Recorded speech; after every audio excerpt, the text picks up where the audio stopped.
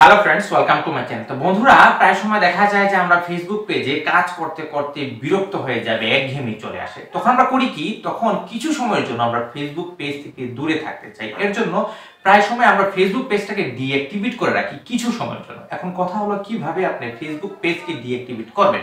যদি এটা শিখতে চান তাহলে আজকের পুরো ভিডিওটাই শুরু থেকে শেষ অবধি দেখবেন।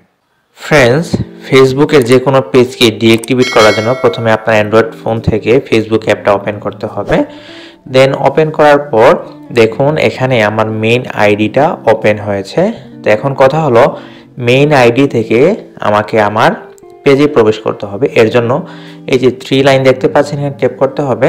ট্যাপ করার পর 9+ দেখতে পাচ্ছেন এরো চিহ্ন, এখানে ট্যাপ করতে হবে।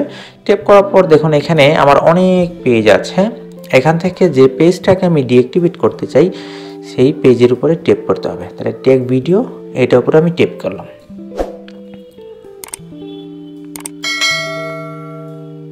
ট্যাপ করার পর দেখুন আমার এই পেজটা ওপেন হয়েছে। এখন আবার এখানে যে 3 লাইন আছে এখানে ট্যাপ করব। ট্যাপ করার পর এখানে দেখুন সেটিং আইকন আছে, এখানে ট্যাপ করব। ট্যাপ করার পর দেখুন এরকম একটা পেজ ওপেন হয়েছে। এখন স্ক্রল করে আমি ধীরে ধীরে স্ক্রল করে নিচে যাব।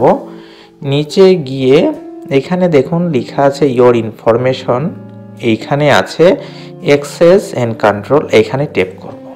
ট্যাপ করার পর এখানে দেখুন deactivating or deleting your Facebook page. তা আমি পেজটাকে টেম্পোরারি ডিঅ্যাক্টিভেট করব। তাই এখানে দেখুন উপরটা চেক করা আছে বা এখানে যদি আপনার ডিলিটে থাকে তাহলে আপনি ডিঅ্যাক্টিভেট যখন করবেন তার ডিঅ্যাক্টিভেট আপনি ট্যাপ করবেন। ট্যাপ করার পর এখানে আপনি কন্টিনিউতে ট্যাপ করবেন। তো এখান আপনি ডিঅ্যাক্টিভেট দিস পেজ, এখানে আপনাকে বলতে হবে কেন আপনি ডিঅ্যাক্টিভেট করছেন। তা ধরুন আমি দিয়ে দিলাম দিস ইজ টেম্পোরারি, এখানে দিলাম আই উইল বি ব্যাক, এখানে দিয়ে দিবেন। আপনি চাইলে নিচে যে কোনো একটা সিলেক্ট করতে পারেন। দেওয়া শেষ হয়ে গেলে এখানে কন্টিনিউতে ট্যাপ করবেন।